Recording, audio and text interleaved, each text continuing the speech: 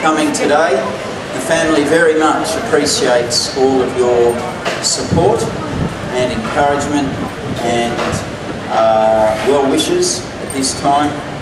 We'd like to thank you all very much for coming, some from quite far away. We'd also like to thank Rick Walker and the North Burleigh Surf Lifesaving Club for making this possible. It was Catherine's wishes that her ashes be scattered in the ocean here, and they've been fantastic, so we thank the North Burleigh Surf Lifesaving Club.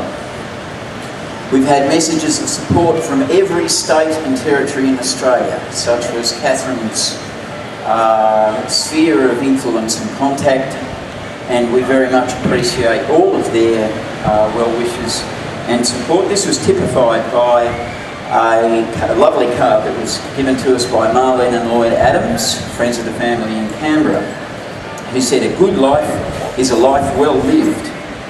Kathy was lucky to have you, and you were meant to have Kathy. She reached her potential under your guidance and love." Actually, it was the Adams family, Lloyd owned Veteran cars, and it was in one of these old Model T Fords that Catherine was very young. She would only been about 2 years old, perched up in the front seat, wind blowing in her, and she smiling away, laughing, and she said, "Winglow's cap," which became a bit of a family saying. Catherine was very brave, as she faced many challenges from an early age right throughout her life. She met Bernie Mulholland, who was her first physiotherapist, and Mum remembers she'd look at Bernie because she knew that Bernie meant pain, and as soon as she'd come over she'd start howling, but despite the fact that it was early pain, it was necessary, and Bernie has remained a close friend of the family. We acknowledge her and thank her for all of her efforts for Catherine, and I would like to ask Bernie Mulholland now to come to the microphone and just say a few words. Catherine said in her notes to me, "I hope Bernie's wearing sequins." She wanted a fun day, and I'm delighted to see that Bernie is looking absolutely dazzling. Thanks, Rob. Yeah, well, I first met Catherine when she was 6 months old, and I was her first physiotherapist. And we had our wonderful moments together. We laughed and we cried, and I loved her dearly. She did go through a lot of pain, and I tell everybody I met that I had this wonderful little baby, and I put her in a pool at our Hartley Street Centre, and I put her to swim. I did, didn't I? And then when they moved away from Canberra, just going back in the early days, we were very fortunate in Canberra because we went from the back rooms of the Canberra Hospital to a school, a public school.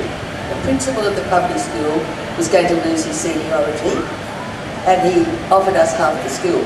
We were supposed to be going over to some segregated area, way out there in the sticks in Canberra, with a big high fence, and so we thought, no, we'll take the school, which gave us the opportunity because we were able to integrate our children into mainstream schooling.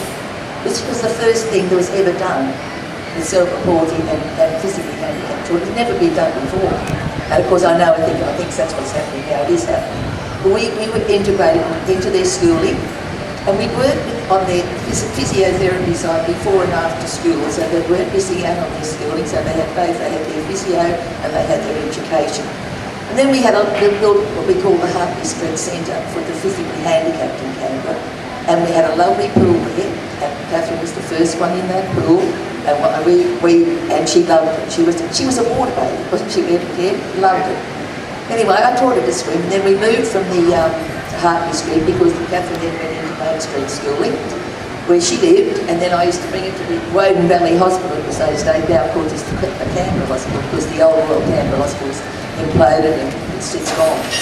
And I used to have her in the pool before school and after school, and in the gym, and we became very close, as you can imagine. You did become close to her. Certain people you become very, very close to, and I'm honoured to be considered a member of the Huggin family. And as Catherine grew, we kept in touch, and then Bev and Ken moved up here, and I said to Bev and Ken, now get her a good coach because she'll do well in the Paralympic Games. Little knowing what was going on us. Anyway, Bev, as Bev will do, she went up and she got the Olympic coach and said, I'm here, would you teach my daughter to swim? And he turned around, as Bev tells me, and said, can she swim? Get in that pool. And Catherine took off like a fish. And then that's where it all started, wasn't it? And, you know, she just achieved. She's a great achiever. And we've got to take our hats off to her. She did have a wonderful life, thanks to her wonderful parents. And one thing I will say, Catherine was Bev. She talked like Bev. She acted like Bev. When she rang you, you would go round the kitchen with the mobile phone. Yes, Catherine. No, 3 hours later, you'd still be going. They were happy memories. And then my daughter married a chap, and his parents had a vineyard in Canberra. And Beverly, Catherine came up to Canberra and spent a few cheap holidays with me. She went out, we picked the grapes, and she was in the wheelchair. We picked the grapes, we drank the wine, and we had a lovely time. And I will miss her, I'll miss her dearly. She's in my heart, and I love her. That's all I have to say. Thanks, Bev, again, for allowing me into your heart.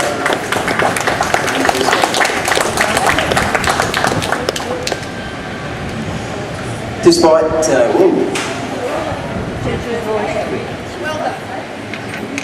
I might be a bit like my mother T, you have to turn the volume down.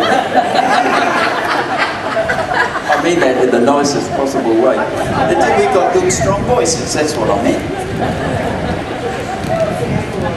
You can take the teacher Yes, that's out of right. the classroom. That's right. Despite all of Catherine's challenges, often her attitude, particularly when she was young, was, oh, it's all right, it doesn't mind. A story I'd like to share with you that typifies this, she did equestrian. They'd take them horse riding, and they got her on the horse and they walked them around, and one day they finally got her up to a trot, and she was so excited about getting to trot on the horse that she came home and said, Dad, I tritted. Catherine loved the water. It was something that really liberated her a bit. She took to the water first in the hydrotherapy pool when she was very, very young, but friends of the family, the Constance family, had a pool, and Catherine really enjoyed that. The Constance family, Lloyd just loved seeing Catherine in the pool, and he was so generous with the use of that. As I said, the Constance family were a long time friends of the family. In fact, Lloyd knew Dad when they were single. Frozen food reps, long time ago. Not too much of that old business. The Constance family were a great source of support and encouragement to us, and I'd now like to ask Robin Constance to come and speak, please.